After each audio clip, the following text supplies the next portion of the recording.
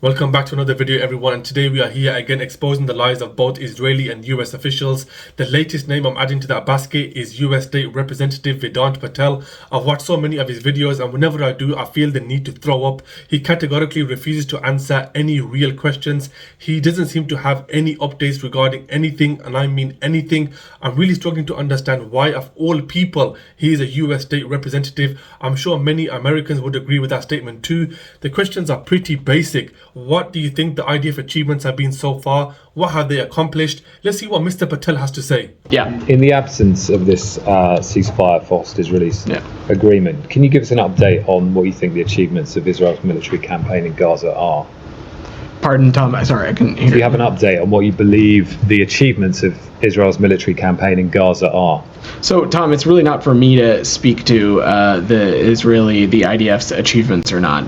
They have every right to not just defend themselves, but to hold the terrorist perpetrators of October 7th to account. They also, we share their stated goal of defeating Hamas, and that continues to be what we're focused on as well. In part of when we talk about the future of the region, when we talk about what we want to see for the region and the diplomacy that we hope a ceasefire can unlock, we talk about ensuring that the Gaza Strip can no longer be a springboard of terrorism on the Israeli people. And part of that includes the defeat of Hamas. And that is a line of effort we, of course, support. What was the question? Do you have an update on what you believe IDF achievements are? Was the question answered? Did you hear even one achievement? This would have been the perfect time to highlight the achievement of the IDF, but typical Vedant, I don't know. This man is talking out of his rucksack. What did he ramble on about instead? The future of the region. Let me tell you what Israel has accomplished so far. Have they defeated Hamas? No. Have they managed to cleanse the land of Palestinians? No. Have they expanded settlements? Yes, but nowhere near what they were hoping for. Have they captured any hostages? None of their own, if you know what I mean. I mean, I asked the question because it was the 29th of May that the Secretary said it was appropriate to ask how incremental gains against Hamas stacked up against what he described as the unintended but horrific consequences of military action when you're going against people who are embedded with civilians. That was after the deaths of at least 45 people in a tented encampment after an Israeli airstrike. I mean, we've now had reportedly more than 100 people killed in a school in Al Tabin over the weekend.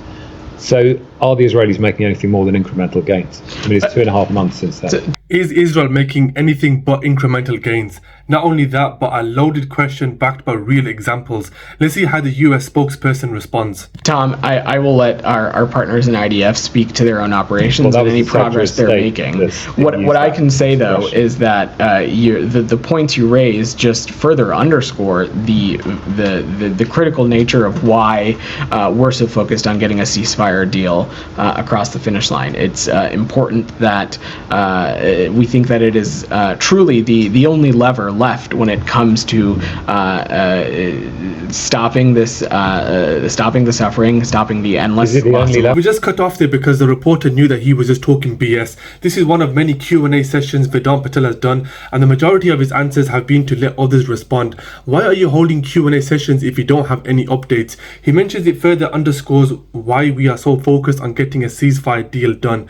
This was back in August. I don't see any urgency considering the huge number of casualties involved. A ceasefire? It's not. I mean, you have leverage in terms of stopping arms to Israel. So, Tom, we have a long-standing security relationship with Israel, and it's totally appropriate if you and others would feel that maybe that perhaps shouldn't be the case. But Israel is in faces. Let me just drop some facts here. The US since October the 7th has spent $22 billion supporting Israel's military, and just 2 days ago, Biden approved another arms deal worth $8 billion.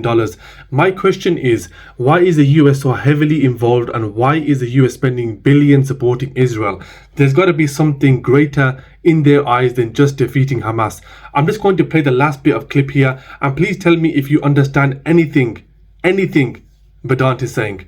threats from not just Hamas, but Iran and other Iranian proxies. And this is a security partnership that is going back decades. And I will just stress again, and Sean rightfully added it at the onset of his question, that the security systems that were notified yesterday, we are talking about systems, some of which would really have no use in such a conflict in Gaza in the first place, but also we're talking about systems that the earliest some could be delivered is 2026, with the vast majority of them falling somewhere between 2027 and 2029. Okay, but I mean, when you say it's the only lever, I'm just asking a question, but the point is that the secretary 2.5 months ago described incremental gains against Hamas. So that's why I'm asking the question 2.5 months later, when you've continued military assistance relationship that funds Israel's campaign in Gaza. I'm just asking the question, are the gains anything more than incremental against Hamas?